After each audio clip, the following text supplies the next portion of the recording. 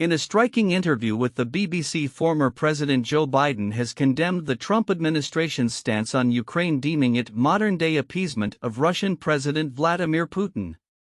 This marks Biden's first major public commentary since leaving office, and his remarks come at a critical moment as the world grapples with the ongoing conflict in Ukraine and the implications for global stability. During the interview recorded in Delaware, Biden expressed deep concern over Trump's pressure on Ukraine to cede territory to Russia, a move he characterized as naive and dangerous. Putin believes Ukraine is part of Russia, Biden stated, emphatically warning that any belief that concessions would satisfy the Kremlin is just foolish. He invoked historical parallels, likening the situation to the appeasement strategies employed by British Prime Minister Neville Chamberlain in the 1930s, which ultimately failed to prevent World War II.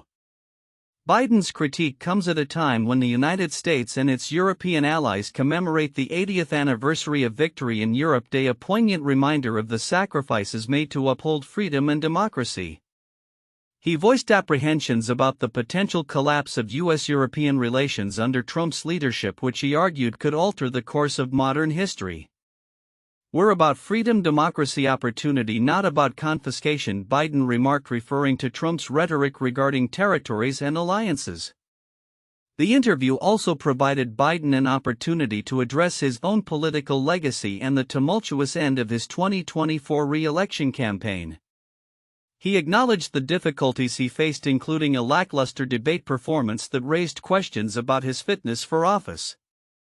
When asked if he should have exited the race earlier to allow for a smoother transition to a successor, Biden maintained that the timing was appropriate, emphasizing the readiness of his chosen successor, Vice President Kamala Harris. The former president did not shy away from addressing contentious issues regarding U.S. foreign policy, particularly Trump's approach to NATO and Ukraine.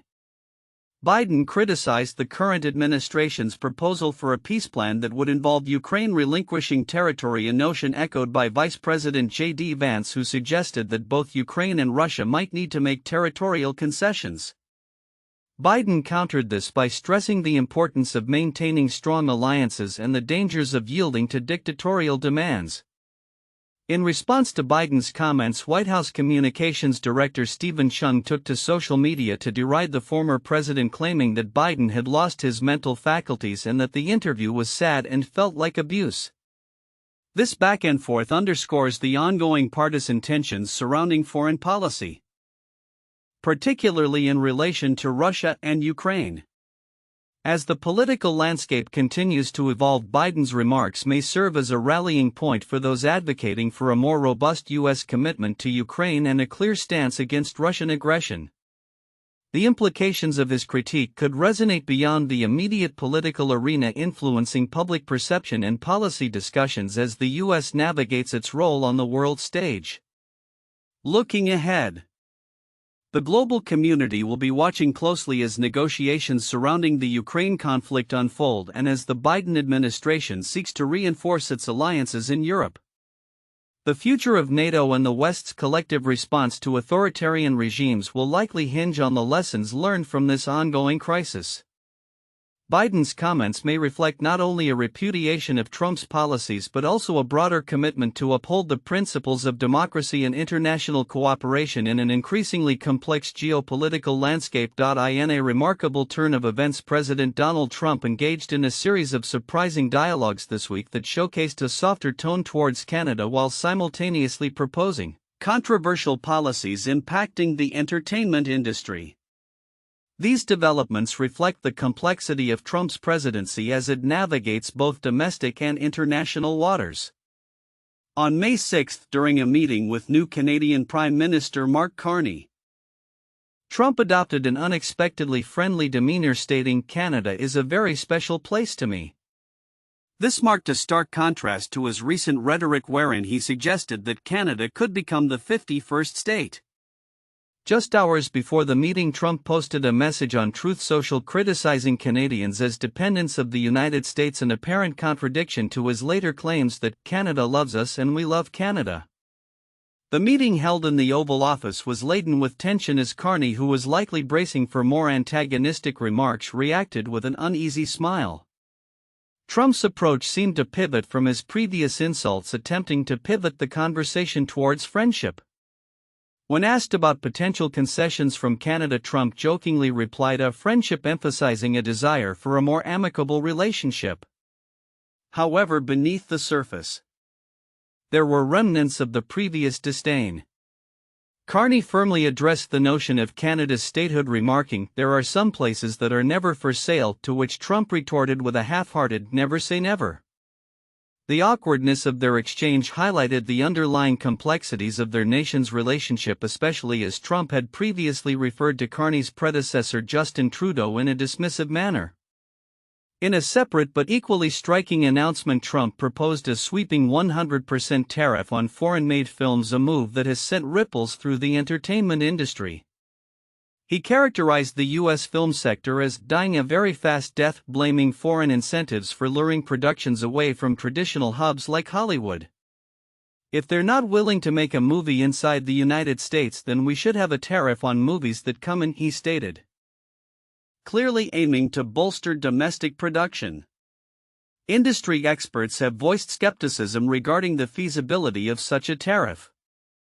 Peter Gregg, chair of the Department of Emerging Media at St. Thomas University, pointed out the ambiguities in defining what constitutes a foreign film, raising questions about how the policy would be enforced.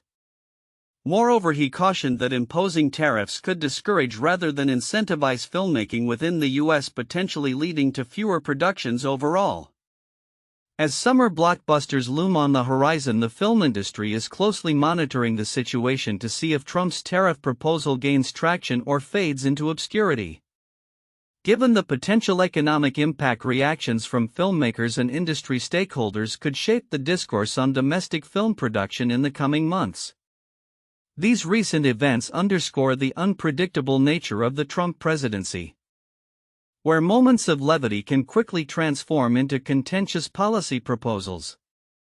As the administration continues to navigate its relationships both domestically and internationally, observers remain keenly interested in how these dynamics will evolve and what implications they hold for the future of U.S. politics and global relations. In a revealing interview with the BBC, former President Joe Biden criticized the actions of the Trump administration regarding Ukraine, labeling them as modern-day appeasement. This marks Biden's first major interview since leaving the White House, and his comments come at a time when tensions between the U.S., Europe, and Russia are particularly fraught as the war in Ukraine continues to escalate. During the interview, Biden expressed grave concerns about the implications of Trump's approach to international relations, particularly his pressure on Ukraine to cede territory to Russia. "If you think he's going to stop after a little territory, you're just foolish," Biden said, referring to Russian President Vladimir Putin's ambitions in Ukraine. This statement echoes the sentiments of many analysts who view Russia's actions as indicative of a broader desire to reclaim influence over former Soviet states. Biden's remarks were underscored by the context of the 80th anniversary of VE Day, a reminder of the historical significance of standing against authoritarianism. He raised alarms about the potential breakdown of U.S. European relations under Trump, suggesting that such a shift could alter the course of modern history. "If Europe loses confidence in America," he stated, "then the whole structure of global democracy is at risk." The former president was also pressed about his own record on Ukraine, specifically whether he had done enough to support Kyiv in its resistance against Russian aggression. Biden defended his administration's actions, stating, "We gave them everything they needed to provide for their independence." However, he acknowledged that the U.S. had adjusted its military support over time, allowing for a more aggressive stance should Putin decide to escalate further. Biden's criticism of Trump extended beyond Ukraine. He condemned Trump's calls for the U.S. to reclaim the Panama Canal and acquire Greenland, questioning, "What the hell's going on here? What president ever talks like that?" This sentiment reflects Biden's broader argument that the U.S. should be a beacon of democracy and opportunity, not a nation that engages in territorial confiscation. The interview also touched upon the rift between the Trump administration and Ukraine's leadership.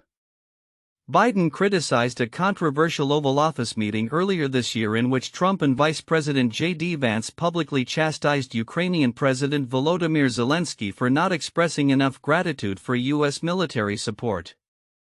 "I found it sort of beneath America in the way that it took place," Biden said, highlighting the diplomatic faux pas that has strained U.S.-Ukrainian relations. As Biden assessed the geopolitical landscape, he expressed fears that some NATO nations might consider making accommodations with Putin if Ukraine were to concede territory. This reflects a broader concern that appeasing aggressive dictators could lead to further instability and conflict in Europe. In contrast, Trump has suggested that recognizing Crimea as part of Russia and freezing current territorial lines might be the path to peace. Such proposals have been met with widespread criticism, including from Biden, who likened them to the failed appeasement strategies of the past. As the interview concluded, Biden emphasized the critical nature of alliances and the importance of U.S. leadership on the global stage. "We're the only nation in position to have the capacity to bring people together," he asserted, warning that a lack of American leadership could embolden adversaries like China and Russia. Looking ahead, the political landscape remains uncertain, with Biden's reflections on the past and the current administration's policies likely to shape the discourse as the world watches the unfolding situation in Ukraine. With both Trump and Biden positioning themselves for a potentially contentious 2024 election, the implications of their contrasting views on foreign policy will be pivotal in determining the future of U.S. relations with allies and adversaries alike. As the U.S. grapples with the economic fallout from President Trump's aggressive tariff policies, the Federal Reserve is poised to hold interest rates steady, a decision expected to be announced later today. Amidst escalating trade tensions, the Fed's anticipated decision to maintain the benchmark borrowing rate between 4.25% and 4.5% underscores growing concerns over inflation and economic growth. In a landscape marked by rising tariffs and diminished consumer confidence, the central bank finds itself navigating a complex economic environment that echoes the tumultuous history of American trade. President Trump's administration has made waves with its imposition of tariffs, including a sweeping 10% tax on nearly all imports and a staggering 145% tariff on specific goods from China. This aggressive strategy is seen as an attempt to bolster American manufacturing, yet it has ignited fears of rekindled inflation and a potential recession. The level of the tariff increases announced so far is significantly larger than anticipated, Fed Chair Jerome Powell remarked during a recent address, emphasizing the broader economic implications of such policies. With American consumers now paying the highest import taxes since the 1930s, the economic ramifications are becoming increasingly evident. Despite the political pressure from Trump, who has vocally criticized the Fed for not cutting rates, the central bank remains cautious. A recent drop in consumer confidence, coupled with only a slight decline in hiring, suggests that while the job market has not yet been severely impacted, the uncertainty surrounding tariffs is palpable. April's inflation rate, recorded at 2.3%, is also a factor in the Fed's deliberations. The central bank may be inclined to maintain higher rates to combat inflationary pressures driven by tariffs. Trump's calls for lower interest rates have been met with skepticism, particularly in light of the recent volatility in financial markets and the potential for tariffs to disrupt supply chains. "There is a lot of concern about the inflationary impacts from tariffs in our industry," said a manager at a metal fabricating factory, highlighting the strain that rising costs have placed on domestic producers. This sentiment is echoed by many in business who fear that ongoing trade disputes could lead to a detrimental cycle of rising prices and diminished economic growth. The Fed is now faced with a precarious dilemma: if tariffs stoke both inflation and unemployment, it must choose between raising interest rates to curb inflation or lowering them to stimulate job growth. Historically, such a situation poses a significant challenge for monetary policy, as conflicting goals can complicate decision-making. The central bank's strategy in the coming months will be crucial in determining the trajectory of the U.S. economy. In the backdrop of these economic challenges, the political landscape is shifting as well. A recent poll indicates that Trump's economic approval rating has dipped in Texas, a state that has traditionally supported him. This shift may reflect growing discontent among voters who feel the impact of heightened tariffs and economic uncertainty. As the administration continues to advocate for protectionist measures, it remains to be seen how these policies will resonate with the electorate and shape the political dialogue leading up to the 2026 elections.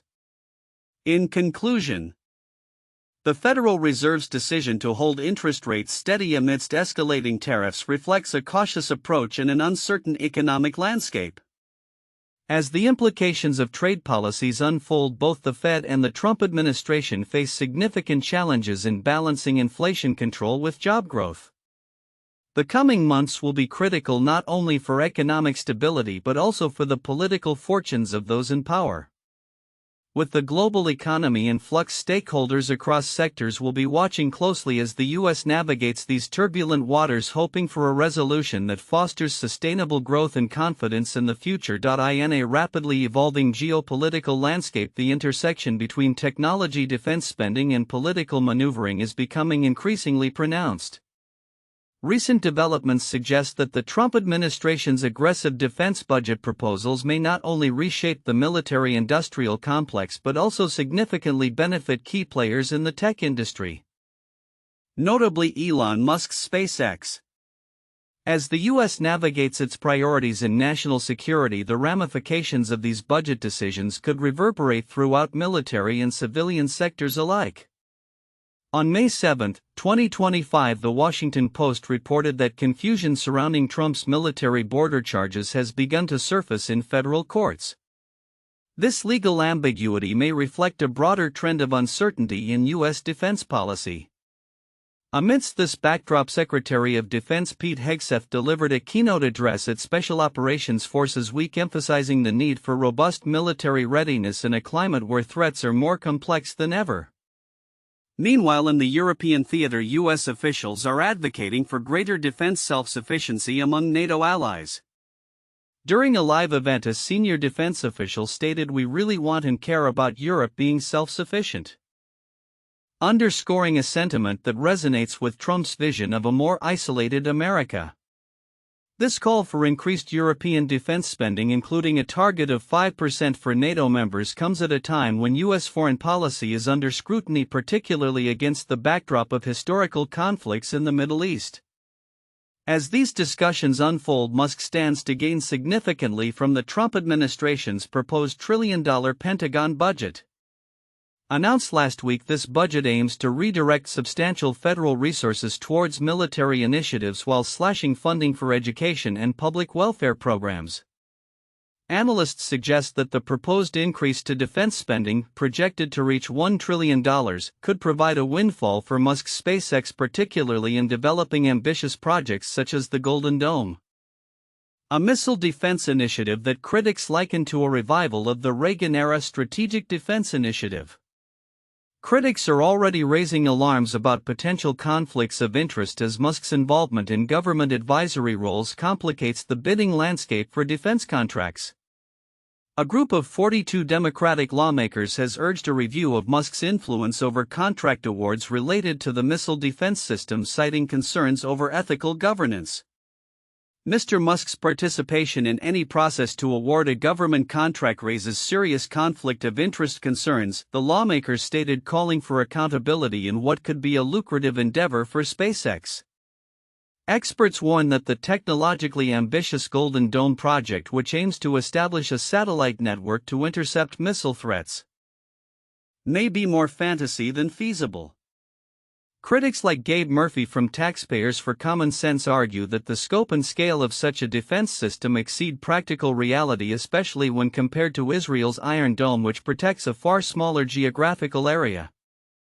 The notion that a vast network of satellites could effectively defend the U.S. from ICBMs and hypersonic missiles remains contentious among analysts who note that the necessary technology is unproven. As Musk continues to expand his influence within the defense sector, the implications extend beyond mere budgetary allocations. His vision for Mars colonization, articulated through SpaceX's initiatives, raises ethical and legal questions about the future governance of space.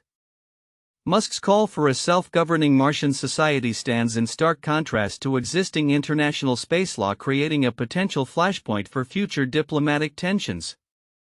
In conclusion, the unfolding dynamics between the Trump administration's defense policies, Musk's burgeoning role in military contracts, and the broader implications for U.S. foreign policy reflect a complex interplay of technology, governance, and public interest. As the Pentagon gears up for a new era of defense spending, observers will be watching closely to see how these developments will reshape not only military strategy but also the ethical frameworks guiding technological innovation and governance in the 21st century. With significant shifts on the horizon, the coming months promise to bring further clarity or confusion regarding the U.S. military's trajectory and its implications for global security. In a striking critique of former President Donald Trump's foreign policy, Joe Biden has articulated concerns that his successor's approach to the Ukraine war mirrors the historical failures of appeasement. In an interview with the BBC, his first since leaving the White House, Biden condemned Trump's inclination to pressure Ukraine into territorial concessions as part of ceasefire negotiations, suggesting it undermines the principles that have historically guided U.S. foreign policy. Biden's remarks come at a time when the geopolitical landscape is increasingly fraught with Russia's aggression in Ukraine, raising alarms across the globe. During the interview, Biden stated that the fragmentation of the United States' relationships with European allies under Trump could have dire consequences, potentially changing the modern history of the world. He expressed deep concern about a future without NATO, warning that such a scenario would embolden adversarial powers like China and Russia. Do you think Putin would have stopped at Ukraine? Biden challenged, emphasizing the importance of alliances in global security. The former president's comments also highlighted the erosion of confidence among U.S. allies regarding America's commitment to its international obligations. European leaders in European countries are wondering, what do I do now? Can I rely on the United States? He lamented. Biden's sentiments reflect a growing unease that the U.S. may not maintain its long-standing role as a stabilizing force in global affairs, especially as the 80th anniversary of the end of World War II approaches, a historical point that underscores the importance of collective security in preventing conflict. Biden's critique extends to Trump's handling of peace talks regarding Ukraine, which he described as a form of modern-day appeasement. He pointed to Trump's approach as a dangerous precedent, arguing that allowing a dictator like Vladimir Putin to dictate terms will only serve to encourage further aggression. I just don't understand how people think that if we allow a dictator, a thug, to decide he's going to take significant portions of land that aren't his, that's going to satisfy him, Biden asserted. The interview also touched upon the broader implications of Trump's foreign policy decisions, including his controversial meetings with international leaders and the perception of American leadership abroad. Biden criticized a recent televised spat between Trump and Ukrainian President Volodymyr Zelensky as beneath America, highlighting the stark contrast between the values the U.S. has historically espoused and the current administration's rhetoric. As Trump embarks on his second presidency, the implications of his foreign policy decisions are already being felt. Biden's remarks serve as a cautionary tale about the potential for U.S. disengagement from global conflicts and the dangers that could arise from prioritizing transactional diplomacy over collaborative international relations. Looking ahead, the evolving geopolitical landscape will undoubtedly test the resilience of long-standing alliances and the United States' commitment to its allies. As global leaders navigate this complex terrain, the discourse surrounding U.S. foreign policy will likely continue to be defined by the tension between isolationism and internationalism.